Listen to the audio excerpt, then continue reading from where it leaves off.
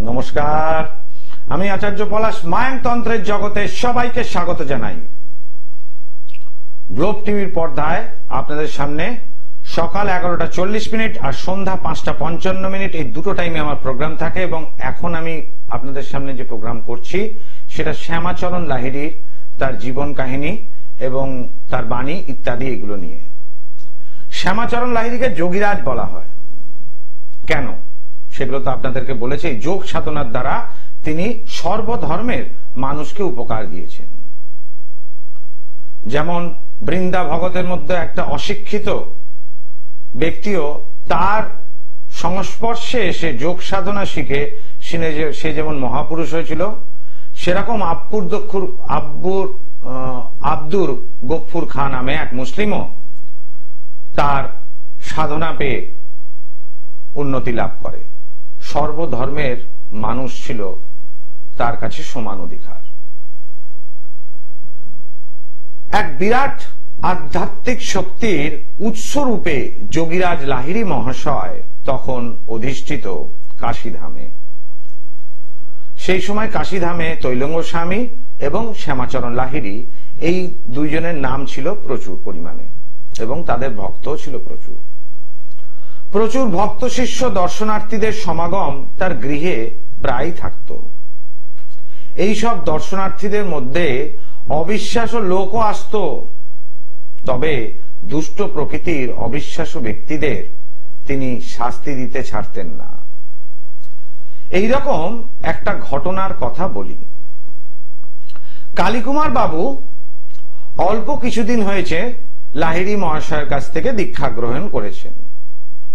গুরু নির্দেশিত সাধন পথে অগ্রসর হচ্ছেন।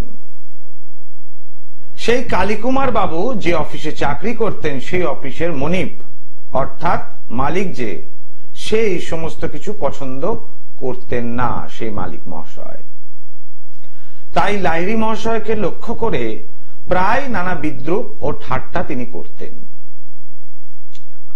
এই কালীকুমার বাবুর মনিবটি অর্থাৎ মনিব, সে একদিন লাহিড়ী মহাশয়কে প্রতিপন্ন যে ভণ্ড বলে প্রতিপন্ন করবেন এরকম মনস্থির করে কালীকুমার বাবুর পেছন পেছন ভদ্রলোকটি একদিন লাহিড়ী মহাশয় গরুরেশ্বর মহল্লার বাড়িতে এসে উপস্থিত হন।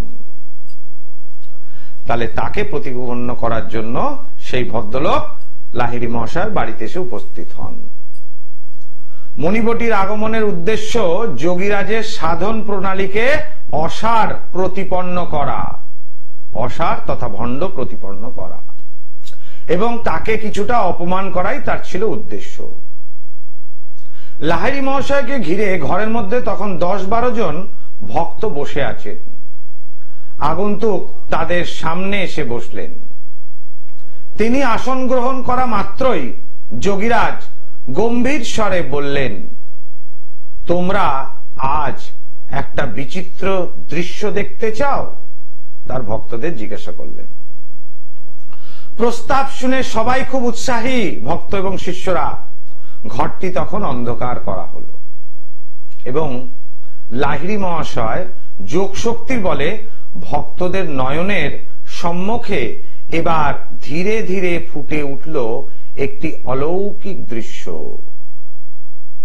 সকলে দেখতে লাগলো একটি সুন্দরী তরুণী লাল শাড়ি পরে দাঁড়িয়ে আছে। কালীকুমার বাবুর মনিবকে ডেকে লাহিড়ী মহাশয় এবার তীক্ষ্ণ কণ্ঠে প্রশ্ন করলেন, দেখুন মহাশয়, আপনি রমণীকে চিনতে পারছেন কিনা? আগন্তুক যতই কিছু বীরত্ব ও বিদ্রুপের উৎসাহ ততক্ষণে নিস্তেজ হয়ে গিয়েছে। ভয়ে লজ্জায় ভদ্রলোক একেবারে বিবর্ণ হয়ে উঠেছে। সকলের সমক্ষে এবার তিনি সবকিছু অকপটে স্বীকার করতে বাধ্য হলেন। তরুণীটি তাহার উপপত্নী। নিজের স্ত্রী পুত্র থাকা সত্ত্বেও এই নারীর পেছনে মূর্খের মতো বহু অর্থ ব্যয় করে চলেছ, এই কথা আগন্তুককে লাহিড়ী মহাশয় বলে। আগন্তুক জোর হস্তে অশ্রু নিমজ্জিত চক্ষে কাতর কণ্ঠে নিবেদন করলেন, বাবা মানে লাহিড়ী মহাশয়ের কাছে পরাজিত হলেন এবং বললেন, বাবা আমায় ক্ষমা করুন, এই পাপ মোহ থেকে আমায় রক্ষা করুন, দয়া করে দীক্ষা দিয়ে শ্রীচরণে আমায় চিরদিনের জন্য আশ্রয় দিন। অন্তর্যামী যোগীবর এইবার কি বললেন সেটা আসবো, আগে কলার বন্ধুকে দেখে নিন। জয় মা তারা। জয় মা তারা। বলুন কে বলছেন, কোথা থেকে বলছেন? আমি ওই আমার মেয়ের সম্পর্কে একটু জানবো। আমি ওই অন্বেষার মা বলছি। অন্বেষার মা? প্রচুর তো অন্বেষানো এসে। সারনেম কি আছে অন্বেষার? অন্বেষার আমার মেয়ের নাম। সারনেম কি? Title surname? মন্ডল। মানে অন্বেষা মন্ডল একটাই মন্ডল না অন্বেষা মন্ডল মন্ডল মন্ডল কটা? একটাই তো মন্ডল। হ্যাঁ, তোমার নাম কি? জন্ম তারিখ বলো অন্বেষার। ওই 7 ডিসেম্বর 2009 দুপুর 12:30 আরজিকর। দুপুর 12:30 আরজিকর মানে কলকাতা। 7ই ডিসেম্বর 2009 দুপুর 12:30, তাই তো? 2009 সালে যদি জন্ম হয়, এখন বর্তমানে 15 বছর বয়স, তাই তো? ও মাধ্যমিক দিয়েছে? না, এখন 8-এ পড়ছে। 8-এ পড়ছে, 15 বছর 8-এ পড়ছে। সোমবার জন্মবার? হ্যাঁ। তুমি কি ওর পড়াশোনা এবং শরীর স্বাস্থ্য নিয়ে জানতে চাইছো? হ্যাঁ, পড়াশোনা, শরীর স্বাস্থ্য আর ও মাধ্যমিকে কেমন রেজাল্ট করবে। আরে 8-এ পড়ে, এখন মাধ্যমিক দেরি আছে। এখানে যেটা দেখতে পাচ্ছি, লগ্ন হচ্ছে মীন লগ্ন, রাশি হচ্ছে কর্কট রাশি, অশ্লেষা নক্ষত্রে জন্ম। চন্দ্রমঙ্গল একত্রিত ভাবে লগ্ন সাপেক্ষে পঞ্চম ভাবে থাকাতে পঞ্চম ভাবাস্থ গ্রহ পঞ্চমে এবং নিচস্থ গ্রহ দ্বিতীয়পতি এবং নবমপতি গ্রহটি নিচস্থ হওয়াটায় পড়াশুনো মধ্যম প্রকার হওয়ার সম্ভাবনা। তবে কিছু যদি বিচিত্র কিছু ঘটনা, অর্থাৎ একটু বেশি বয়সে যদি প্রেম প্রীতিতে জড়িয়ে পড়ে স্কুল ফাইনাল বা এইচএস বা গ্র্যাজুয়েশনের সময়, তারপর রেজাল্টটা খারাপ হওয়ার সম্ভাবনা নচেত খুব যে আছে তা নয়। চতুর্থ ভাবে নিচস্থ কেতু অবস্থান করাতে লোয়ার এডুকেশন, অর্থাৎ মাধ্যমিক অবধি যে খুব ভালো রেজাল্ট হবে এটা বলতে পারছি না, মাধ্যমিকের পর থেকে আস্তে আস্তে একটু মার্কস বাড়তে পারে। সপ্তম ভাবে শনি এবং নবম ভাবে রবি শুক্র একত্রিত ভাবে হওয়াটায় ভাগ্যস্থানটা ডিস্টার্ব হলো।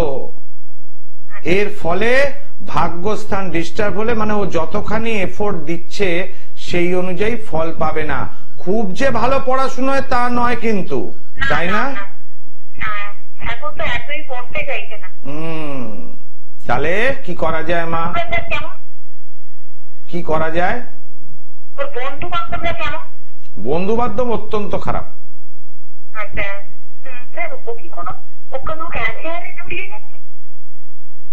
কি বললে? আচ্ছা, তুমি আমার কথাগুলো সব শুনেছো? আমি কি বললাম এইমাত্র?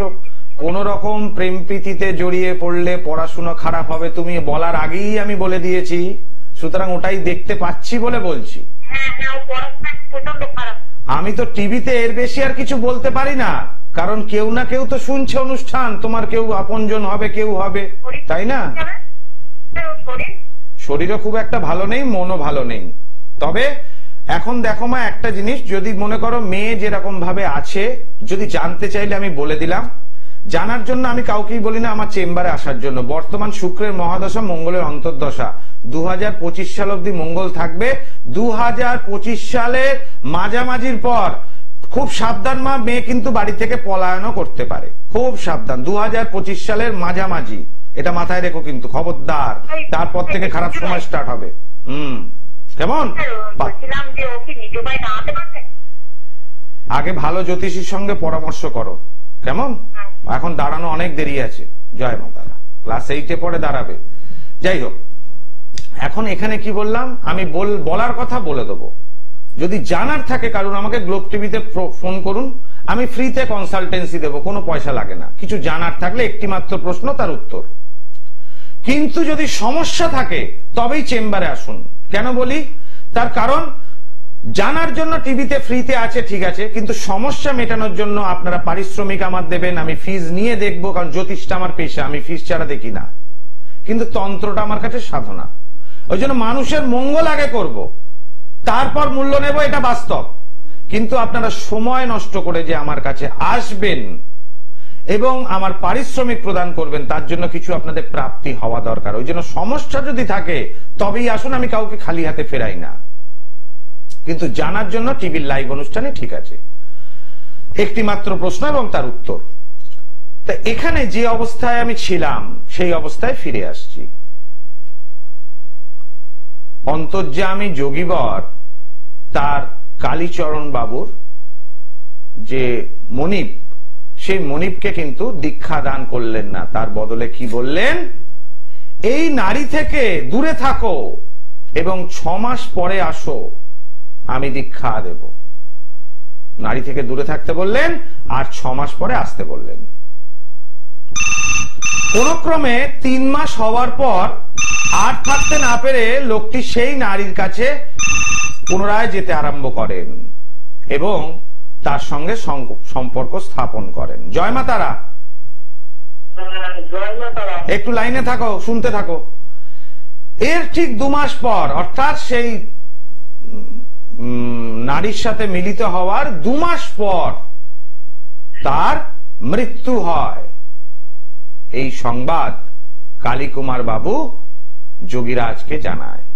যোগীরাজ বলেন, ঈশ্বর তাকে আমার কাছে পাঠিয়েছিলেন যাতে তার মৃত্যুটা সে রোধ করতে পারে। সেই জন্যই তাকে আমি 6 মাসের সময় দিয়েছিলাম। যদি সে নারী থেকে দূরে থাকতে পারত তাহলে তার দীক্ষাও গ্রহণ করত, এই যাত্রায় সে বেঁচেও যেত। কিন্তু সে 3 মাস পরে সেই নারীর সাথে সম্পর্ক স্থাপন করলো, ঠিক তার 2 মাসের মাথায় তার মৃত্যু হলো, অর্থাৎ 5 মাসের মধ্যে। এই জন্য শ্যামাচরণ লাহিড়ী মহাশয় বলেছিলেন, এই জন্য আমি তখন তাকে দীক্ষা প্রদান করিনি। এই যে তার যোগীরাজের যে যোগ বল, এই শ্যামাচরণ লাহিড়ী মহাশয় তিনি জানতেন যে মৃত্যু হবে আসন্ন 5 মাস পরে, তবুও তাকে একটা নির্দেশিত পথ বললেন, সেই নারী থেকে দূরে থাকতে। অর্থাৎ ইষ্ট যদি রুষ্ট হয় তাহলে বাঁচাতে একজনই পারে, সে হচ্ছে গুরু। কিন্তু গুরু রুষ্ট হলে, গুরু যদি রুষ্ট হয় তাহলে ইষ্ট দেবতারও ক্ষমতা নেই তাকে বাঁচানো। এই হচ্ছে তার ফর্মুলা।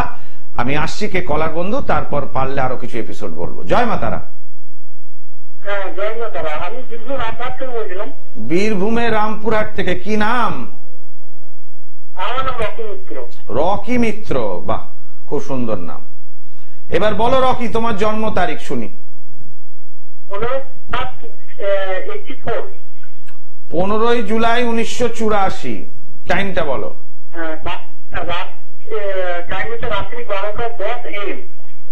12:10 রাত্রি। আরে রাত্রি 12:10 বললে আর এম বলে নাকি, বোকা কোথাকার, ওটাই তো 12:10 হয়ে যায়। রবিবার মানে শনিবার রাত্রে, বাংলা মতে, ইংলিশে রবিবার জন্মবার। আচ্ছা, এখানে যেটা দেখতে পাচ্ছি, মেষ লগ্ন, মকর রাশি, শ্রবণা নক্ষত্রে জন্ম। বর্তমানে শনি 7.5 থাকাতে রোজগার পাতির জায়গাটা একটু ডিস্টার্ব হয়েছে। 7ম ভাবে শনি মঙ্গল অবস্থান করাতে বিবাহিত জীবনটা খুব একটা সুখকর না। বিয়ে হয়েছে নাকি? আচ্ছা, বিয়ের জায়গাটা ড্যামেজ রয়েছে। হ্যাঁ, এখন তোমার প্রশ্ন কি নিয়ে বলো বাবা। হচ্ছে আমার আমি একটা ট্রেনিং করেছিলাম 2022 সালে, মানে ওয়াটার সাপ্লাই ডিপার্টমেন্টে। ওটা বলছে এই বছর মতো হবে। মানে আচ্ছা, চাকরি হবে কিনা, মানে সরকারি চাকরি, তাই তো? মানে ওয়াটার সাপ্লাই ডিপার্টমেন্ট। হ্যাঁ, সরকারি চাকরি চেষ্টা তুমি করছো, ঠিক কথা। হ্যাঁ বাবা, হওয়ার একটা সম্ভাবনা আছে, নেই তা বলা যাচ্ছে না। দেখো, তোমার একটা হওয়ার সম্ভাবনা আছে 2025-এর মধ্যে। এখন শনি 7.5 যদি 2025-এর মধ্যে থেকে থাকে তাহলে হওয়া চাকরিও হবে না। 2025-এর মধ্যে বললাম তো, মানে 2024 কি 25-এর বাইরে? মানে আজকে থেকে 2025-এর মধ্যে তোমার একটা সরকারি চাকরি প্রাপ্তির যোগ আছে। ক্লিয়ার? আমি যেটা বললাম আজকের দিন থেকে 2025 পর্যন্ত। এইবার যদি শনির 7.5 গোচরকালীন তোমার রাশির ওপর বর্তায় এই 2025 অবধি, তাহলে এই চাকরি তুমি পাবে না, ঠিক আছে? আর যদি শনির 7.5টা কেটে যায় তবে পাবে। জয় মাতা। হ্যাঁ হ্যাঁ বললাম তো, সরকারি চাকরি বলতে পারবো, এর থেকে বেশি কি বলবো। জয় মাতা।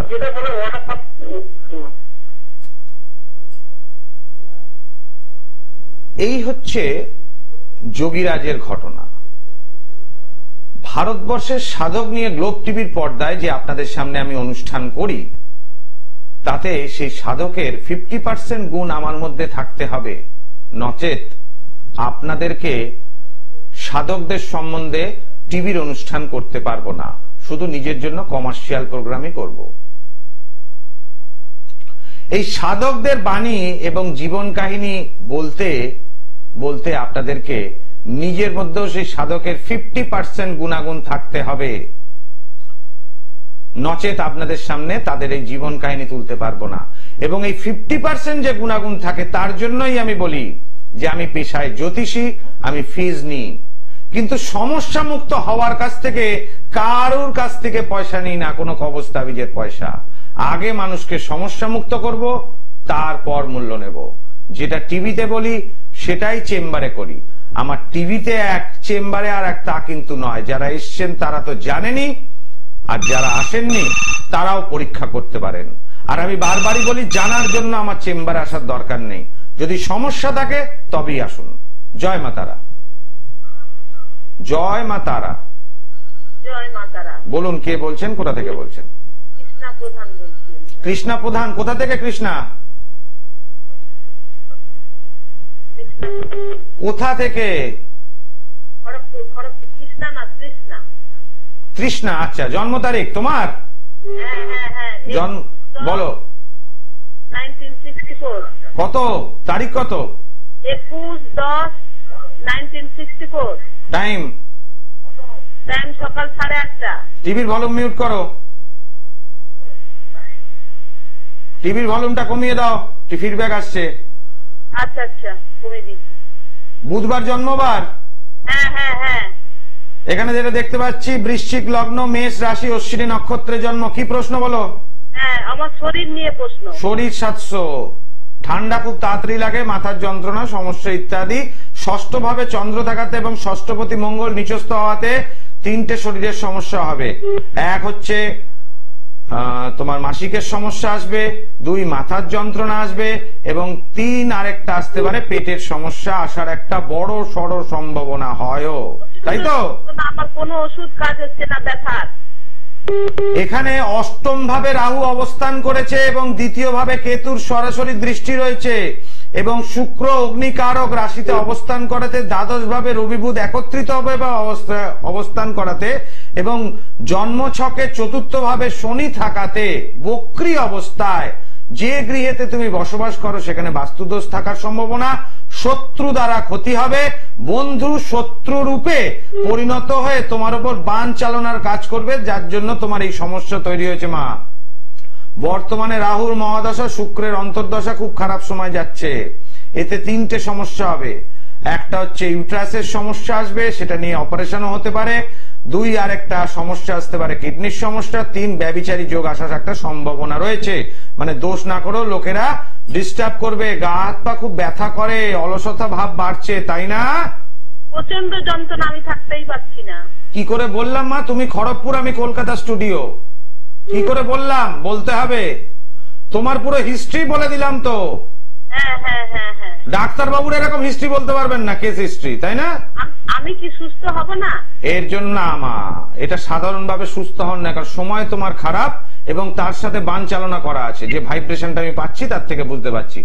আমি তো খড়গপুরে মা বসি না, এর জন্য তোমার একটা উচিত ভালো জ্যোতিষ বা তান্ত্রিককে দেখিয়ে নেওয়া। আশা করি এই বান কাটালে ঠিক হয়ে যাবে, কেমন? আর আমাকে আসতে গেলে তোমাকে হাওড়ায় আসতে হবে। জয় মা তারা। দর্শক বন্ধু, আমার একাধিক চেম্বার নয়, আমি চেম্বার করি। আমার ব্যারাকপুর চেম্বার রয়েছে বুধবার করে, শুক্রবার হাওড়া ময়দান, অমাবস্যার আগের দিন বর্ধমান, অমাবস্যায় তারাপীঠ, এবং আমার নিজস্ব বাসগৃহ উত্তর কলকাতার শ্যামবাজার, কলকাতা স্টেশন, আরজিকর হসপিটালের কাছে। সেখানে আমি মঙ্গল, শনি, রবিবার বসি। এই যে দেখছেন তারাপীঠ মহাশ্মশানে আমার মহাযজ্ঞ, এই যজ্ঞেতে হিট এত পরিমাণ থাকে, সেই যজ্ঞের দ্বারা এই যে ধারণ ছাড়া প্রতিকার, আমি বারবার বলি এই ধারণ ছাড়া প্রতিকার কিন্তু এই যজ্ঞেতেই সম্ভব। যে ব্যক্তির সমস্যা সেই ব্যক্তির ছবি এবং নাম লাগবে গোত্র সহ। অনেকে আসেন আমার ছেলে কিছু পড়বে না, বৌমা কিছু পড়বে না, স্বামী কিছু পড়বে না, ইত্যাদি ইত্যাদি। তাহলে ধারণ ছাড়া প্রতিকার করতে গেলে হাতে একটা কিছু দিলাম আর পয়সা নিলাম, বাড়িতে রেখে দিলাম, ক্লায়েন্টকে মুরগি করা যাবে না, তাদেরকে কাজ দিতে হবে। তারা অনেক বিপদে পড়ে আসে মানুষ, সেই জন্য মানুষকে আগে সমস্যা মুক্ত করতে হবে।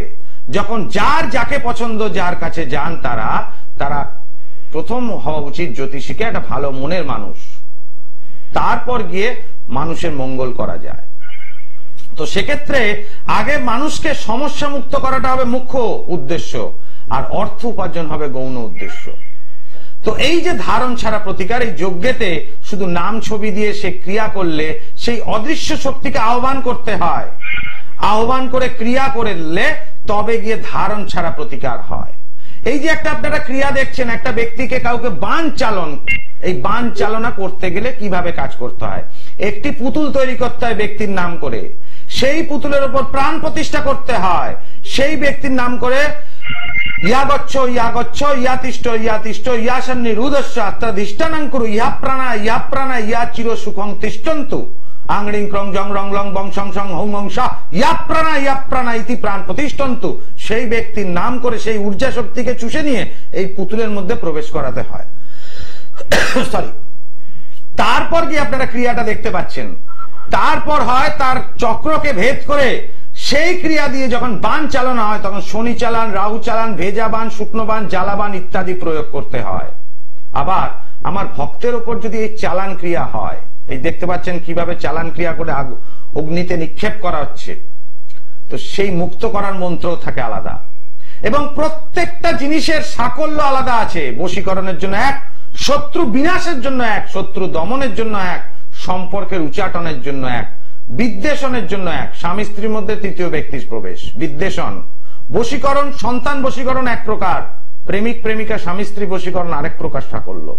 এই সাকল্যের প্রয়োগে সেই অদৃশ্য শক্তি সেই গন্ধে সেখানে উপস্থিত হয় শ্মশান ভূমিতে। ঈশ্বরের দূত, সেই ঈশ্বরের দূতকে দিয়ে ক্রিয়া করাতে হয়। আর আচার্য পলাশের মেটাল ট্যাবলেট ধারণ করার সঙ্গে সঙ্গেই সমস্যা মুক্ত। যার জন্য আমি বলি সব তন্ত্র বারবার, মায়াং তন্ত্র একবার, করতে গ্রহের প্রতিকার। আচার্য পলাশের মেটাল ট্যাবলেটে জুড়ি মেলা ভার। এই মেটাল ট্যাবলেট ধারণ করলে 1 থেকে 3 দিন মধ্যে কাজ হয়। আর মানুষকে যে সমস্যা মুক্ত করি, আমার প্রেডিকশন, জ্যোতিষ বিচার এতখানি পারফেক্ট যে ড্যামেজটা কোন জায়গায় হয়েছে আমি ধরতে পারি। তারপরই মানুষকে সমস্যা মুক্ত করতে 1 দিনই মাত্র সময় লাগে। জয় মাতারা, কে আছেন লাইনে ঝটপট বলুন, আর 1 মিনিট সময় আছে। জয় মাতারা। বলুন কি নাম? বলছি আমার নাম বিজয়া। কি যে আপনার নিজের সম্বন্ধে জানবেন? না না, ছেলের সম্বন্ধে। ছেলের জন্ম তারিখ মা? 2018 সেপ্টেম্বর। কতই সেপ্টেম্বর? 18 সেপ্টেম্বর। 18 সেপ্টেম্বর 2000 সালে জন্ম, তাই তো? টাইম বলো। দুপুর 2:25। দুপুর 2:25। জন্মস্থান? নৈহাটি। প্রশ্ন কি নিয়ে? ক্যারিয়ার। ক্যারিয়ার। কি করছে ছেলে এখন? ইঞ্জিনিয়ারিং করেছে নাকি? ছেলে তো বি ফার্মা পড়ছে এখন। B pharma. সোমবার জন্মবার? হ্যাঁ হ্যাঁ। বি ফার্মা পড়েছে। এখানে দেখতে পাচ্ছি মেষ রাশি। চাকরি হচ্ছে না মনে হয়, না মা? না না, চাকরির জন্য। চাকরির জন্য এটা একটা প্রতিকারের দরকার আছে, নইলে এই মুহূর্তে চাকরি হবে না মা। এখানে প্রতিকারের অতি অবশ্যই প্রয়োজন, নইলে চাকরি হবে না। কিন্তু ঘুরতে হবে ছেলের চাকরি যদি চাই তাহলে কিন্তু একজন ভালো জ্যোতিষতান্ত্রিকের পরামর্শ নিতে হবে। আমি বলছি না যে আমার কাছেই আসতে। হ্যাঁ, এটা প্রতিকারের দরকার আছে, নইলে চাকরি হবে না মা। কেমন? কারণ রাহুর দশা চলছে, রাহুর দশাতে প্রতিকার ছাড়া চাকরি হবে না মা। জয় মা তারা। সময় একদম শেষের দিকে, আর অনুষ্ঠান আমাকে শেষ করতে হবে। তো শ্যামাচরণ লাহিড়ীর আগামী পর্বে তার এই যে ছবি আপনারা দেখতে পান, এই ছবি তোলার কাহিনীটা বলবো। আজকের মতো এখানেই বিদায় নিচ্ছি। আবার দেখা হবে আগামী দিন। আমি চেষ্টা করবো আপনাদের সামনে আবার লাইভ অনুষ্ঠান করতে। ওম সর্বমঙ্গল মঙ্গলে শিবে সর্বার্থ সাধিকে শরণ্যে ত্র্যম্বকে গৌরী নারায়ণী নমস্তুতে।